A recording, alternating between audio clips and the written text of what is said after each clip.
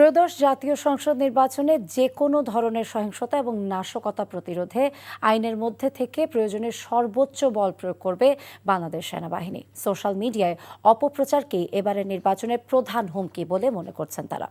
আবির আহমেদ জানাচ্ছেন বিস্তারিত। নির্বাচনকে সামনে রেখে নিরাপত্তা জোরদারে রাজধানীর মোহাম্মদপুরে যৌথ বাহিনীর এই বিশেষ অভিযান। আইন শৃঙ্খলা পরিস্থিতি স্বাভাবিক রাখতে এমন অভিযান অব্যাহত থাকবে বলে জানানো হয়। বৃহস্পতিবার রাজধানীর গুলিস্তানে জাতীয় ফুটবল স্টেডিয়ামে সেনাবাহিনীর কার্যক্রম পরিদর্শন করেন সেনাপ্রধান জেনারেল ওয়াকারুজ্জামান। অংশগ্রহণ করেন ত্রয়োদশ জাতীয় সংসদ নির্বাচন উপলক্ষে আয়োজিত সমন্বয় সভায়।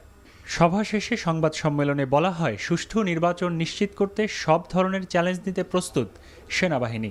নির্বাচন কমিশন এবং অন্তর্বর্তী সরকারের যে সংশ্লিষ্ট মন্ত্রণালয়গুলো আছে, অসামরিক প্রশাসন, আইনশৃঙ্খলা রক্ষাকারী বাহিনী, গণমাধ্যম এবং জনগণকে সাথে নিয়ে একটি সুষ্ঠু অবাধ নির্বাচনের জন্য বাংলাদেশ সেনাবাহিনী অসামরিক প্রশাসনকে সহযোগিতা প্রদানের জন্য সার্বক্ষণিকভাবে প্রস্তুত রয়েছে।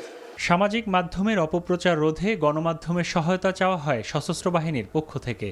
অপপ্রচার, মিথ্যাচার, সোশ্যাল মিডিয়াতে যে এগুলো যদি আমরা রোধ করতে পারি, তাহলে অবশ্যই আমরা সবাই মিলে একটি সুন্দর এবং অবাধ সুষ্ঠু নির্বাচন আমরা উপহার দিতে পারব। এদিকে পার্বত্য চট্টগ্রাম ও দুর্গম অঞ্চলে নির্বাচনের সরঞ্জাম পাঠানো সহ বিভিন্ন বিষয়ে হেলিকপ্টার দিয়ে সহায়তা ও দায়িত্ব পালনকালে বডি ক্যাম ও ড্রোন দিয়ে নির্বাচনী কার্যক্রম মনিটরিং করা হবে বলে জানান বিমান বাহিনী প্রধান।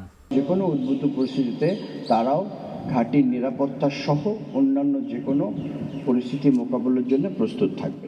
আবির আহমেদ, এনটিভি নিউজ, ঢাকা।